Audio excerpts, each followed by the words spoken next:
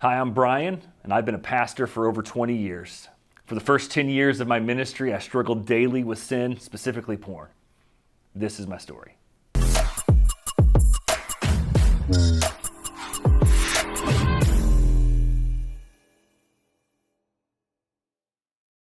So I grew up in a small town in northwest Missouri, and it was just one of those sleepy little towns. My dad was the preacher at the church there, and I had a great childhood. Nothing I really look back on and realize like, later, that was bad or anything like that. And I had a good childhood. My mom and dad were great parents. I had two younger brothers. And we lived in this small, sleepy little town called Rushville, and it was kind of it's a great experience growing up. We didn't have a ton of money. My dad was a preacher. My mom worked at a bank, and so I didn't know it at the time. But we were kind of poor. But my mom and dad they gave us everything we needed, and I played a lot of sports, played a lot of baseball, basketball, growing up, and I had a good child. I would consider myself popular. I was in a small school, small community. When you're good at sports, you become pretty popular. And so as I grew up, my life was good. But one thing looking back, I remember we didn't really talk much about sin. We didn't really talk much about our feelings. That was kind of just in our household. We just didn't do that. And so I tried to maintain this perfect image. I wanted people to like me. I wanted to make sure even within my community that people respected me, and so I worked really hard at doing that. So if I was good at sports and good in school, then people would like me, and so. So that was the majority of my childhood. I do remember probably the first time in my life where had this sin kind of come into my heart and begin to work in my life was I was a freshman in high school, and it was a Friday. I'll never forget. It's funny how the things you remember and you look back. I'll never forget. It was a Friday after school. We left after school. I went to my friend's house, and we were going to be there until the football game that night. I went to a small high school, and so I was on the football team. I didn't play as a freshman, but I was on the varsity team. I'll never forget. We went over to his house to spend time doing that, just hanging out before the game. And while we were there, he had one of those old school satellites. I don't remember the old school satellite dishes that took up like a half a city block he lived out in the country, and we were watching TV, and he said these words. He's like, "Hey, let me show you something." And he flipped to this channel, and it was all grainy, all you really couldn't see much. But what it was the Playboy channel, and every once in a while it would come into focus. This was before digital. They could black it out, but it'd come into focus, and you would see everything that was on the channel. Then it would go away, and I remember for the very first time thinking, "Wow, I didn't really know this existed. I didn't know that this was something that was out there." And so that kind of just began a process in my mind. A few years later, I was actually driving at this point. I was 16, 17 years old, and I was working for a local farmer, because in my area, that's what you did. You either worked at a fast food restaurant in a different town, or you worked for a local farmer. And so I had a good work ethic, and I got paid more than I probably would at a fast food place. And so I worked for a local farmer. And I'll never forget, we were leaving the field, and we were driving back to the barn. It was 4 or 5 miles away, and this farmer was on his tractor. I was driving his truck. And so he says, "Hey, meet me back at the barn." And so I took off and drove faster than he could in the tractor. And I pulled up to the barn, and I was waiting for him to show up. And I looked down into the cup holder, and there was this weird little key.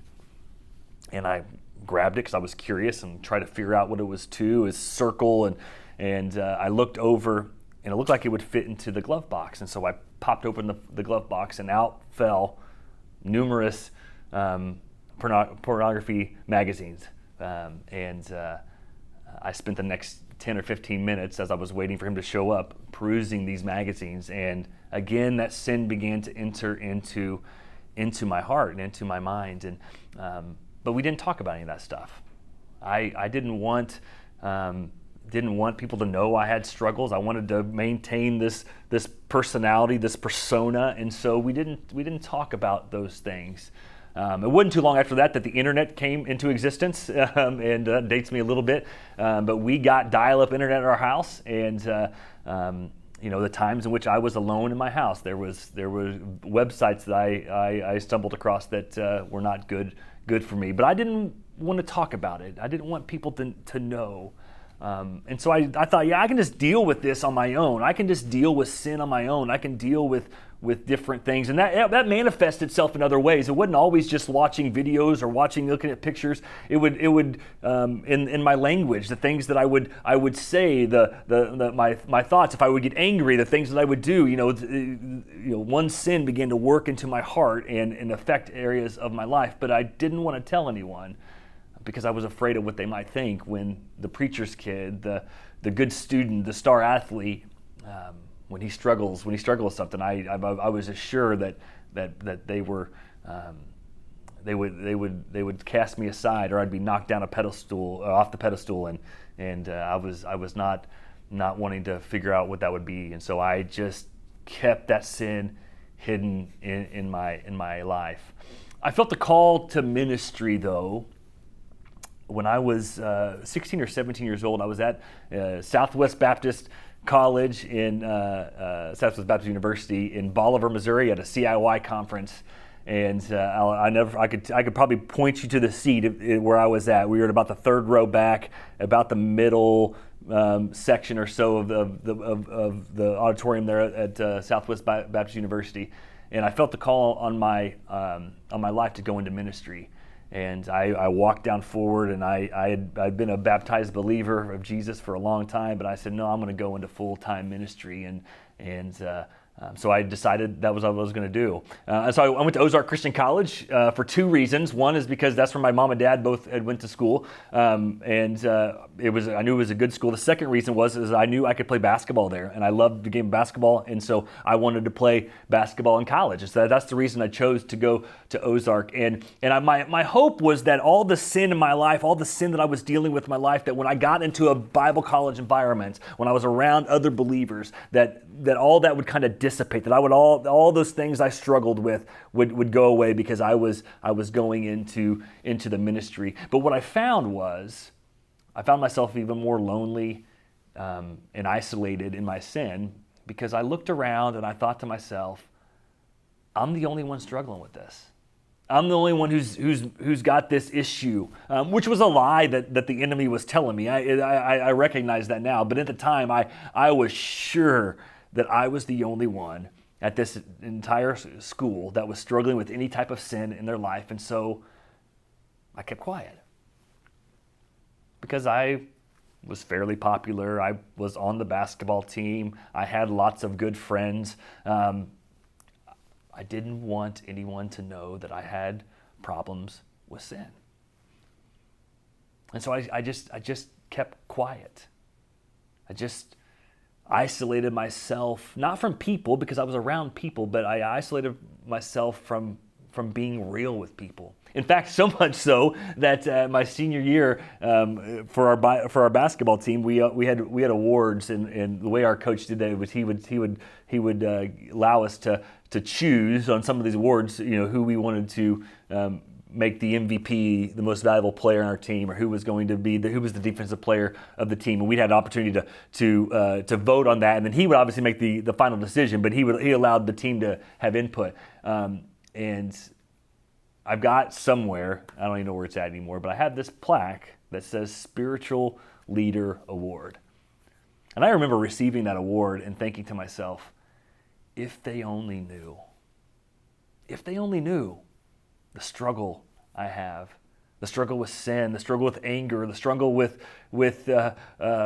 all sorts of different things in my life, if they only knew, they wouldn't be giving me this award. So I kept it to myself, because I didn't want anyone to know. I didn't want anyone to have any idea that I wanted to be the strong spiritual leader that everyone thought I was, and so I just kept quiet, which is exactly what the enemy wanted me to do. He didn't want me to talk to anyone about that. And I kept telling myself, when I get into ministry, I'll be good. When I'm after I'm married, things will be great. And it really was. And there were some good things about being in ministry. And there were some good things about being married for sure that helped me in my spiritual walk. But in the darkness, in the back part of my life, man, I still felt that struggle. And it was difficult. The feeling that I was alone, the feeling that I couldn't tell anyone, especially when I got in ministry, who I'm supposed to be this pastor. I'm leading high school students at the time, telling them about Jesus. I've got to have my life put together. The other part of that too was, I think sometimes the church has done a bad job in how we handle sin. Because some sins are okay. It seems like in the church we're okay with some sins, and some sins are on the hierarchy are bigger. And I felt like some of my sins maybe felt on that hierarchy that was a little bit stronger. And so I didn't want anyone to know, because I didn't want to lose my job. I didn't want to lose my standing. And so again, I just kept those struggles hidden. And it's a lonely place to be when you're alone with your sin, and you're alone with your thoughts, and you're alone with the enemy telling you that you're not good enough, and that if you tell anyone, if anyone were to find out, it's going to ruin your life. I go back often to what Paul says in Romans chapter 7, when Paul talks about the things I want to do, I don't do, but the things I don't want to do, or the things I hate, I do. And I've never resonated with a passage of Scripture more in my life than the fact that that's the way I live my life. There were times in my life where I was doing things were great, and there were times in my life when sin was just had a hold of me, and I felt alone, and I felt by myself, because as a pastor, I'm supposed to be the one who's a spiritual leader and have it all together. Probably could fast forward a little bit to being in ministry for a while, when it all kind of came crashing down around me, when I'd done a really good job of hiding my sin for a really long time, and then eventually it began to come out. A slip here, a mess up there, and the house of cards that I had built began to just crumple down around me, and I was scared for what people were going to think of me. I was scared of what would happen. I had heard horror stories of other pastors who had let their sin be known, or their sin come down around them, and the church just turned their back and walked away. And I was scared that was going to happen to me. And luckily, I was at a place where that wasn't the case. I had a chance on a Sunday morning to tell my story, and I was so scared. I was so frightened to what people were going to think when I actually stood up and told my story, and fully expecting people to turn and walk away, or to have disapproving looks on their face, and instead was the opposite. The church rallied around me and loved me, and guys coming up and talking about their same struggles, and being able to be open with others, and just really the idea that what we see in the Bible, when we bring our sin to light, doesn't have any power over us, because God's the sin manifests itself in the darkness, and when we bring it to light, man, God can do some amazing things through that. And so I think back to my time of being a Christian and being a pastor, struggling with all sorts of different sin, and feeling like I was alone, feeling like I couldn't say anything because of the fear of what would happen, and instead finding relief, finding acceptance, even in the midst of my sin. I think a lot of times about what do I focus on. And you will hear people will say, whether it's an addiction, whether it's just a sin issue, where they'll say, I've got to get up every day, and I've got to focus on making sure that I don't do that thing. And I did that for a long time. Get up in the morning, okay, I've got to focus on not being angry today. Okay, I've got to focus on not looking at pornography. I've got to make sure I don't do that. And what I found is when I focused on the negative, my mind continued to go to the negative. But instead, when I focused on Jesus and I focused on pursuing Jesus, that's when I found it was easier to pursue Jesus. See, I was giving the enemy too much credit. I was focusing on the things he wanted me to focus on. And when I focused on Jesus, the power of the sin that had a hold of my life began to slowly go away. And that's not to say I've got it all figured out. That's not to say I don't struggle. That's not to say that sin still doesn't jump in and grab my heart sometimes. But when I focus on Jesus, man, it's easier to focus on the things that are good as opposed to things that are bad. So even as a pastor, even as someone who has dedicated his life to following Jesus, dedicated his life to telling others about who Jesus is, trying to love Jesus, love like Jesus, trying to help others to follow Jesus, it doesn't mean that I don't have sin, I don't have issue, don't have problems. But what it does mean is that I've learned that sin doesn't have a hold on me anymore when I pursue Jesus. And so my job, my desire is to every day get up, look at Jesus, follow Jesus, try to stay into his word, try to stay connected to him and allow his truth and trust in his truth that he will use me for his good. And when I do that, man, it's a life that is better.